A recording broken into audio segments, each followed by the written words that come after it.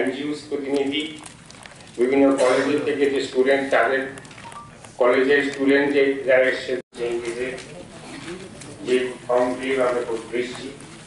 সেই কনক্লেভে উপস্থিত। আজকের যে প্রোগ্রাম, এটা বিশেষত মহিলা এম্পাওয়ারমেন্ট, মহিলাদের সশক্তিকরণ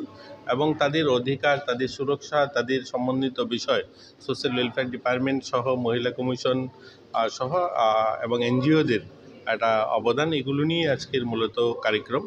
আমরা চাই আমাদের রাজ্যের মহিলারা যেন সশক্তিকরণ হয়, আমাদের মহিলারা যেন আত্মনির্ভর হয়, আমাদের মহিলারা যেন সুরক্ষিত থাকে, সামাজিক ভাবে তাদের অধিকার যেন সুরক্ষিত থাকে, সেগুলো নিয়ে আজকের আলোচনা হবে। এবং এনজিওর একটা বড় ভূমিকা, সামাজিক সংগঠনগুলো অনেক কাজ আছে যেটা সরকার করতে পারে না, সেই ক্ষেত্রে সামাজিক সংগঠনগুলো ইচ্ছা করলে করতে পারে এবং তাদের সেই অবদান, সেই বিষয়গুলো নিয়ে